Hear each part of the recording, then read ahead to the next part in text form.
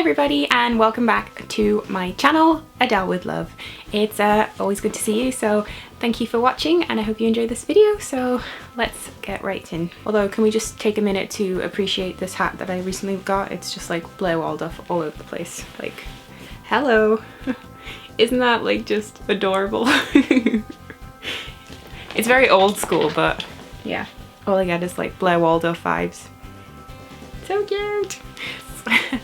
Anyway, moving on from the hat.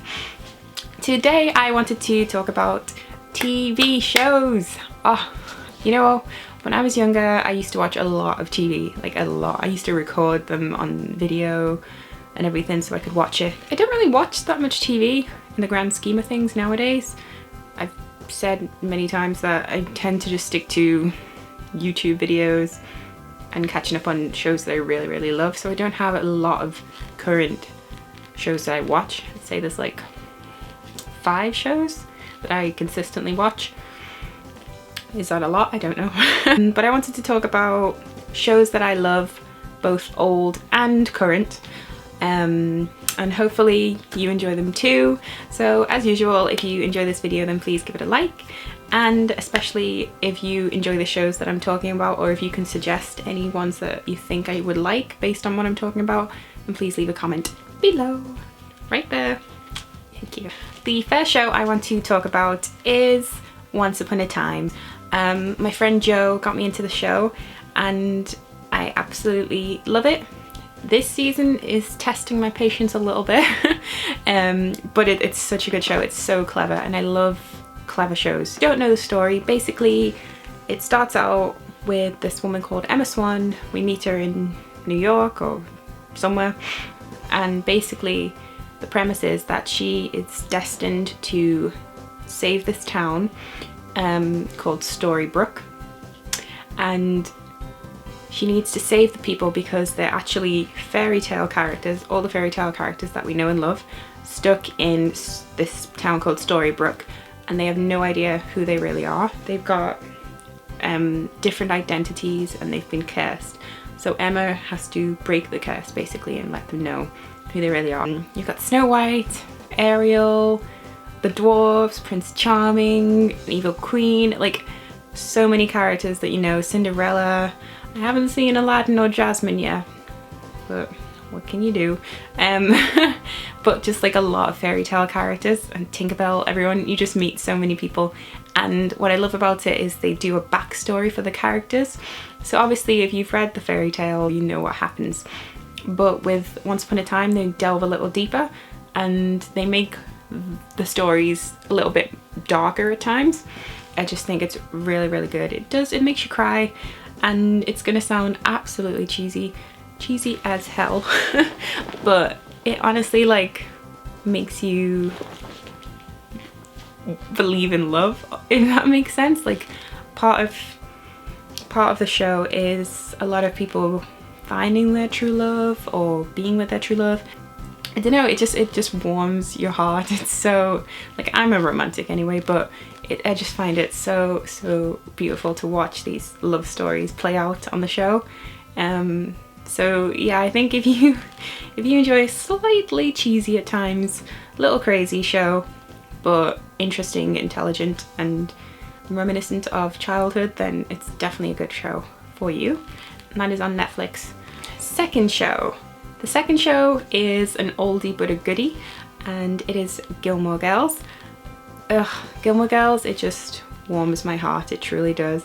I just think that it is just a lovely show. It's got a lot of heart, but the characters are so entertaining and bigger than the small town that they're based in, if that makes sense. I don't know a single person who's ever watched Gilmore Girls and not fallen in love with Lorelai Gilmore, who's played by Lauren Graham. She's basically Lorelai in real life. If you've seen interviews with her, she's insane. So if you don't know what Gilmore Girls is about, I'm hoping you do. But Gilmore Girls is centered around the relationship between a mother and a daughter.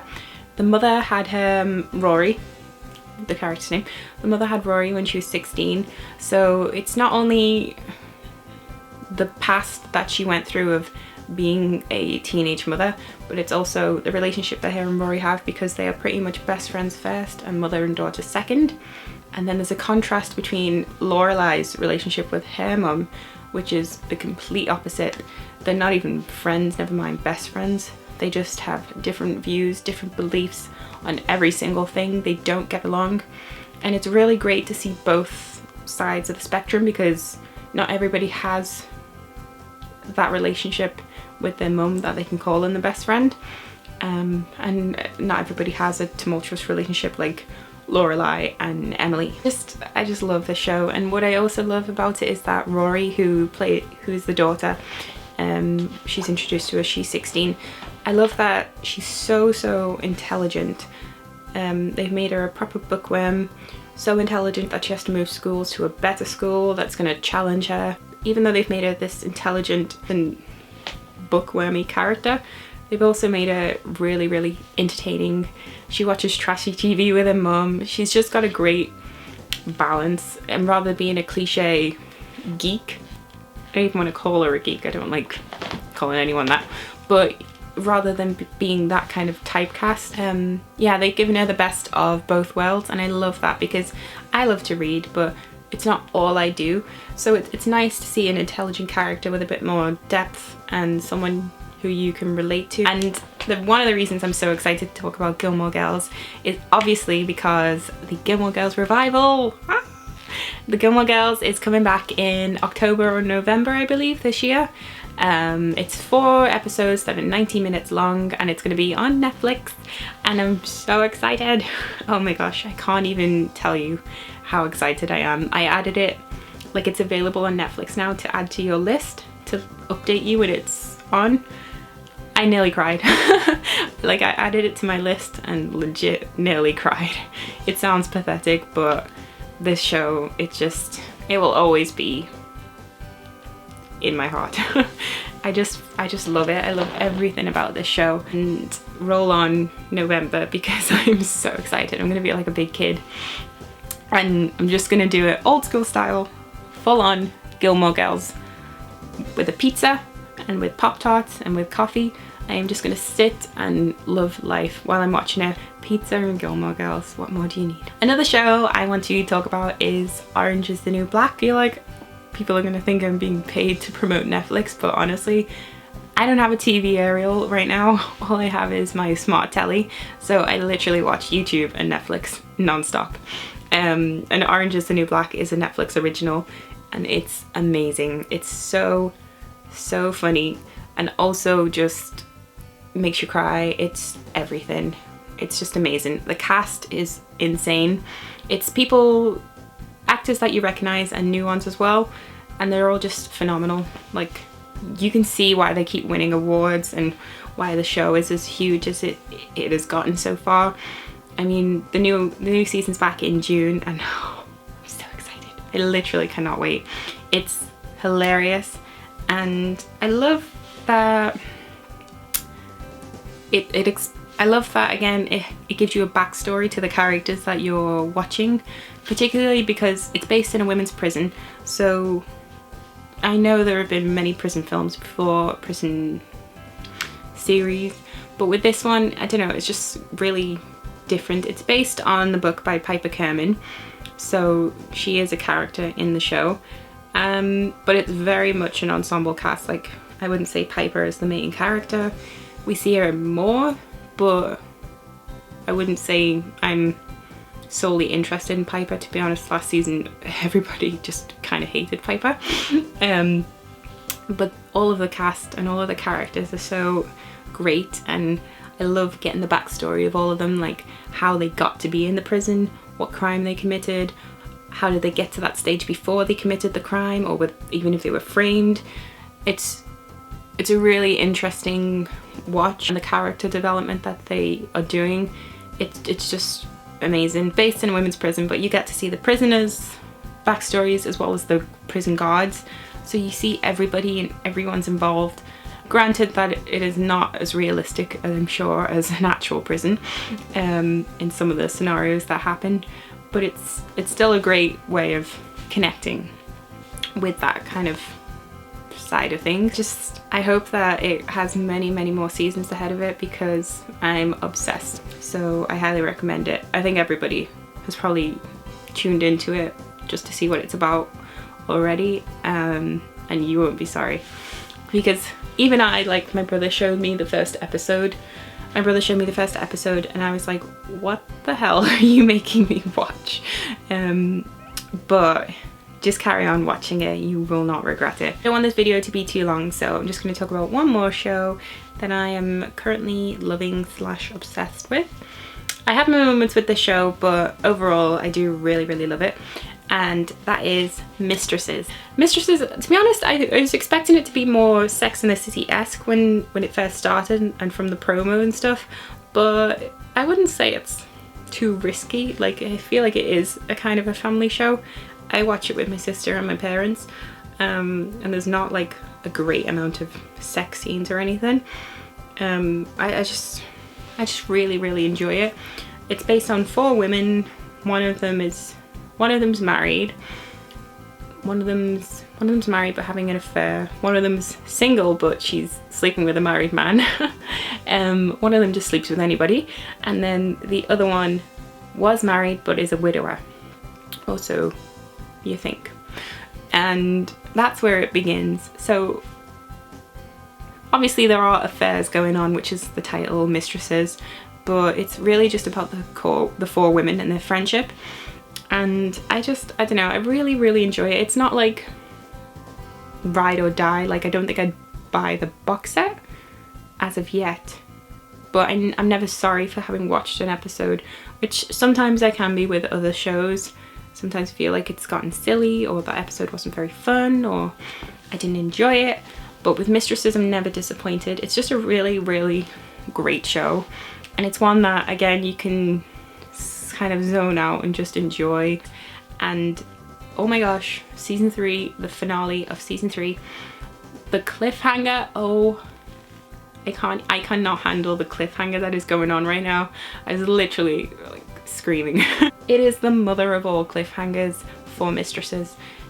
Oh, it's just so good. Like, it's just gotten better with every season. It's got more drama and more romance, and you're kind of kicking the characters at times and loving them at other times, but if you watch, like, honestly, if you watch Mistresses, you will know what I'm talking about, but I can't handle it. It's just too much. It's just so good. And I love being excited about a show, because there are ones that I kind of watch just to see what happens. I'm like, oh well, I started it, I might as well finish it to see how it finishes. Naming no names, Pretty Little Liars. With Mistresses, it's still enjoyable. I'm still interested in what's gonna happen, and especially after this season, I just need to know. I need to watch it. I'm so excited. So I recommend Mistresses if you like a little bit of drama, but not crazy amounts of everything happening in your face that you can't keep up. It's yeah, it's one to watch with the family. Not kids, but if I can watch with my parents, then I'm sure you can too. Shows that I'm kind of not loving but still watching, that would be Pretty Little Liars. Oh, this show is testing my patience so much. I loved it season 1 to about season 5. Season 5 even was a little bit shaky, but I stuck with it, and it was still interesting, and it still scared the shit out of me. But season 6 just took a turn where I'm like, I can't see it coming back for me to be like, you know what, you did well, you lost me for a minute, but you finished it strong. I can't see that happening. Pretty Little Liars was amazing when it started. It was a teen show, but with some real grit, based on the books with the same title, Pretty Little Liars. It was so just fabulous. Like, me and my sister were addicted to it. We didn't have that many friends who watched it as well, but I know that a lot of them have started watching it, and they're as annoyed as me, because honestly, it's just gotten ridiculous. That's the only thing I can describe Pretty Little Liars as. It's ridiculous, because it's so unbelievable. It's so plot holes. There's so many plot holes that they just haven't bothered to explain, or the writers were even trying to argue, I guess, or debate with the fans after the mid-season break of season 6. That a lot of fans were just like, I'm not going to watch anymore, especially because they're treating us like we're idiots.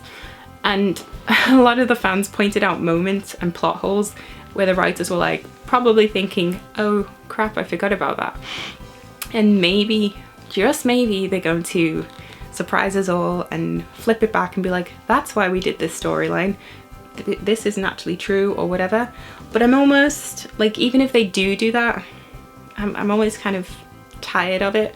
Like, I don't want them to tell me that this person is A, only for 2 seasons later to be like, you know what, we were just messing with you, just to throw you off. It's like, no.